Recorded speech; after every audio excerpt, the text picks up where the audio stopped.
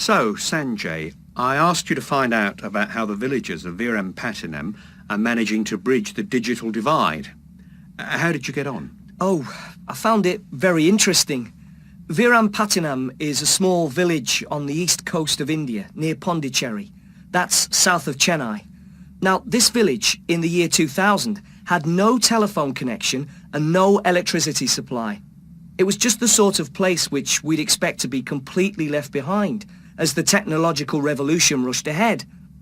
But that year, they had an internet connection installed in the village, and now each day a local volunteer in the village checks for information which is useful to the villagers.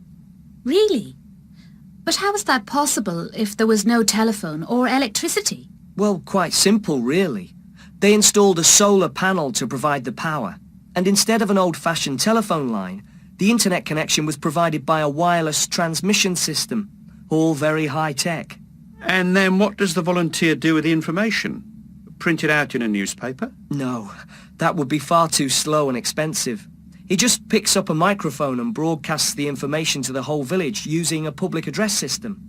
You know, simple ideas are often the best, and villagers can hear what they want to know while they're having tea in the local cafe or doing their shopping. They don't even have to go to a meeting.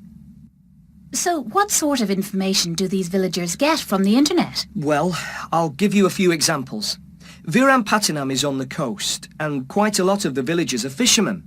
From the web, they can find out what weather conditions will be like the next day, and if they know about the weather, they know whether it'll be safe to go fishing. This internet connection can actually save lives. Now that really is remarkable.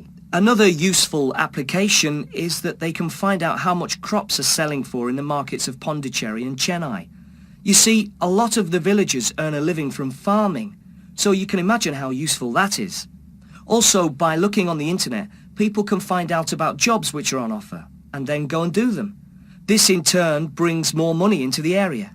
But wasn't the system very expensive to install? How did they manage it? The system was the idea of M.S. Swaminathan. You may have heard of him. Wasn't he the man behind the Green Revolution? Yes.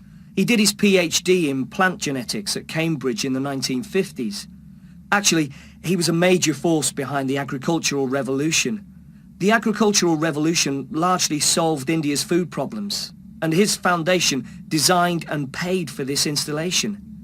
When you think about it, it's a much cheaper solution than installing electricity and telephone lines to the village, though those will come with time, I expect. Do the villagers have the know-how to use something as sophisticated as the internet? Well, the technology is sophisticated, but the internet itself is very user-friendly. That's why it's such a powerful tool. And it's very important that the people who handle the information are not technicians from outside, who have their own interests and priorities, and certainly not civil servants, who might tell the villagers what they think they should know. No, it has to be the local people, who know what information they need, and can look after their own interests. I'll give you an example. You remember I told you one of the pieces of information which villagers want is how much crops are selling for in the markets? Well, if they get this information, then they're in a much better position to negotiate with the intermediaries who come to the village to buy their produce, and may tell all sorts of stories to get prices down. Well, that's true.